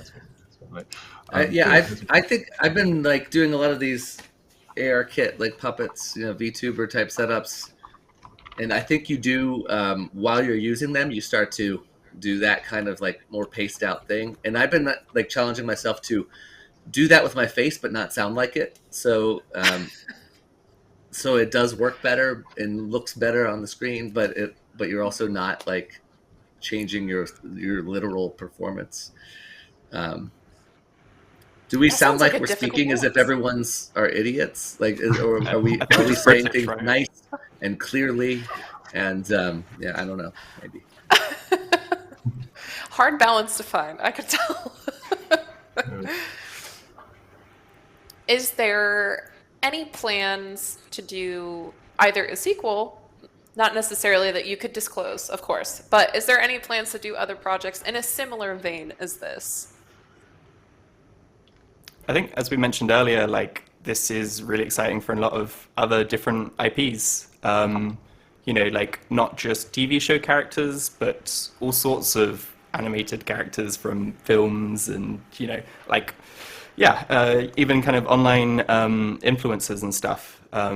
This is a whole new world of kind of live interaction with characters, which would otherwise have previously had to be rendered. Well, obviously we're rendering it, but now it's real time. So yeah, I think there's going to be quite a few of these projects coming along. I want to see everyone. I want to see full VTuber Dungeons and Dragons campaigns where people are just doing this on their own. I feel like we're not that far away from that sort of thing being kind of possible with the right organization. So I like to think of it there's the small version of it that anybody can do. There's the middle budget, bring IP to life, beloved stuff, and then there's probably with a little extra really cool technology, maybe a little extra expense that the studio might fund. How do we combine a live show and this and be able to shoot essentially a virtual sitcom? Would be kind of cool. And I'm always thinking that we have tons of ideas about stuff we want to do like this. This was just a little test of it to see what's possible, but it can definitely get really big. Yeah. Awesome. So this means that I can bring you all back on later and we can run a VTuber D&D session on stream, right? That's Sure. what that equates to. Yeah. Who's DMing? I'll DM for us. That'd be amazing. It does mean you have to sit in spandex, at least for right now, which is a little 4 hours, as most D&D sessions are, is perhaps a little bit, yeah. They're breathable. John, yeah, the Patricks have their suits. We're all ready. The rest of you guys just need to get your gear together. I'm on board. We'll do this. Okay, it's set. Everybody, mark it on your calendars. Okay. With that, is there any other bits and tips and tricks and things, even about the project, that you'd like to tell our viewers about before we wrap up? the chat right I think now, therefore. I think unfortunately we've run out of time for me to do a bit of a material breakdown of how the character shading is done. I could If you want I could do to. it very quick. Let's Yeah, blitz it. pop in there. Let's do Let's it. just get straight stuck in. Yeah. Yeah, let's have a look at some of the stuff in the scene. So I guess let's do a quick rendering breakdown. So we use ray tracing for this because we wanted that look of realism for the scene itself. So it was very important for us to make sure we had RTX ready cards. And the characters obviously use this more illustrative style of lighting, but for the environment that meant that we could just start slamming in assets and it was looking better without needing to wait for light bakes, which is an absolute dream when you're working on a project of this pace. As I mentioned earlier, we have photogrammetry scans of some of the things here. They are really crude. They do not even have PBR maps, but because they were lit appropriately to this exact environment and I did the scan on the day, they look fine, or rather, good enough that you wouldn't look twice.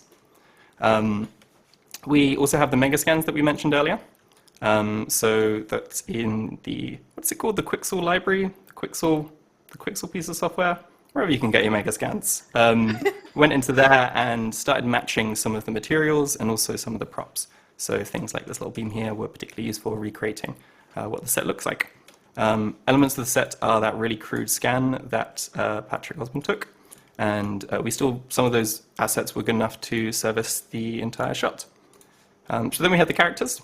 If I go on to one of these here. So we actually have the skeletal mesh, and then we duplicate that and nest it. We actually duplicated it a couple of other times to get rid of some of, there were just small visual issues, especially for some of the close-up shots that, by staggering the line a couple of times, it kind of got around that little awkward issue with the hulls in places. And then for the actual character shading itself, so something I mentioned earlier is that we had we created material instances and we created children of those material instances. So if I look at Scanlan here, we have a primary material instance. So this was generated from the master material skin. So this is where I can set settings for the lighting things. So at the top here we have the texture assignments. We then have UV controls the base color, so that self-illumination thing. I think that's actually a term that Maya has, or I feel like I remember that being a Maya term, but that's what I've named it here. And we can see here if I disable that and hit save, that will then propagate through Scanlan. And that's actually specular intensity. What are we looking at here? Self-illumination. John, it does. Can you hear me, John? It does feel like yes. the stream is probably about 2 minutes behind. So wow. It's pretty tough. It's pretty tough to tell what you're talking about. Okay. But I think it is the kind of thing where maybe I don't know if we have anything online exactly about how that is done, but well, I don't know. Maybe Nexus will let you tweet out some stuff and everyone can go check it out there. I don't know. We'll check. We'll see. Cool. Well, I will quickly switch to the master material then, and you can have a look at it from the high level. I'm actually just going to restart the stream very quickly and see if that makes it catch up. There it goes. And hopefully it comes back. Maybe. The beauty of live. Yeah. So hopefully that comes back and I can show you some more. This stream is coming all the way from the United Kingdom under the ocean to North Carolina. Yes.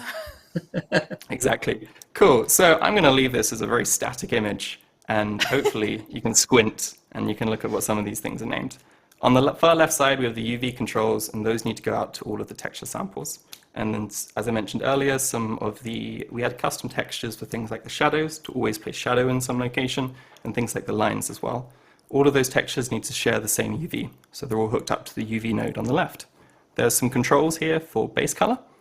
The base color is just has a control in there to blend between a tint color. This is kind of like the ambient atmospheric light tint that happens afterwards, but it means that if for whatever reason you're looking at it in camera and just something seems off, Grog's skin is a little too green and it needs to be more blue, then you can just add a tint in there. The atmospheric light grabs the main light from the scene, and that's the directional light. By doing a dot product between the surface normal and the direction of the light, you can do that cell shading. We then have punch lighting, which is those edge lights I mentioned earlier. And then at the top there, it goes into the faux AO. I named it that because it's a mouthful. It's fun. But the faux AO just kind of, it looks at the world normal for the surface. So you know whether or not the surface is pointing up in the world. And then I mask it so that I know if you are facing down in the world, then I want you to have this kind of undershadow. And that's combined with a Fresnel. We then have the directional light brought in and the shadow mask applied as well. And so that's kind of stream, taking the base color and then adding all these layers in it. I customized the punch lighting from what we did in Tape Deck so that it could have one contiguous shadow.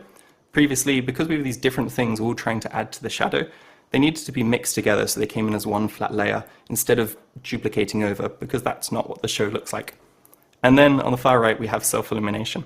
I'm just going to go into self-illumination so you can kind of see the little setup. There's some stuff left over here from a previous project where there were global parameters used.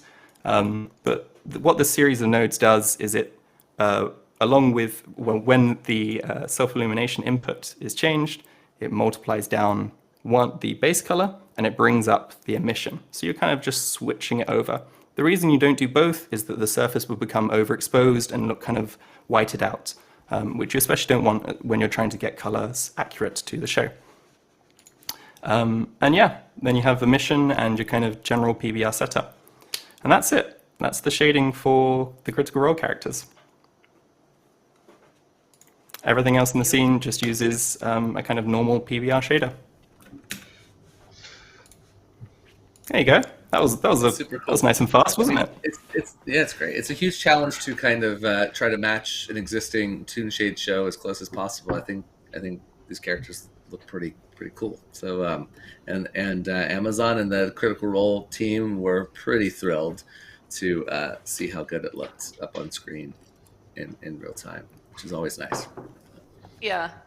I mean, I can only imagine what it would feel like having a character, that you have articulated for years, actually being able to then physically act as that character would probably be a very interesting experience for anyone. So I can only imagine the incredible work that you guys brought in for them. Yeah. And thank you for having us on your stream. Oh, absolutely. Thank you for coming. It's not There are like 18,000 people really watching this? That's crazy. That's an extreme amount of people. Is that real? you're important people, okay? Dang. It's not like you're not busy too. So I appreciate you coming on to our stream today and onto the show to talk with all of us about this incredible project and all of the insane amount of work that goes into it, especially for how short term it was. I did not realize how quickly it was that you had to bring all of this together. So I thank you for your hard work. That ended up being really, really cool. And then, of course, coming and chatting with us about it. Also, answering questions from the chat. Very cool of you. Very much appreciated. Thank you, everyone, for watching. You know, what I like the most about Unreal is how democratized it's become, and how it's possible for someone to come in and make really cool stuff without giant teams. And it's neat to use it at this medium scale that we did as well. And can't wait to see what everyone else does. Reach out, Yes. ask us questions. We're very accessible. Do it. You heard it. Right. Cool. Thanks, Reach everyone. out to them. Ask their questions. But yeah, thank you so much for coming and speaking with us. And thank you everybody who came and watched as well, because it's not the same without you here. So thank you for taking the time to come and hang out and ask us questions and just be here with us today. Don't forget that we post all of our streams in video format that can be viewed on demand on both our YouTube channel and our Twitch channel afterwards here on Unreal Engine. Also, don't forget to keep up with us at Unreal Engine on all social media, as well as come say hi on our forums and our brand new sparkly, shiny dev community hub at dev.epicgames.com/community. And that's where you can get all of the latest news and also find all of the links, the many links associated with today's stream as well. But with that, again, thank you so much for coming, and I will see all of you next week. Thank you.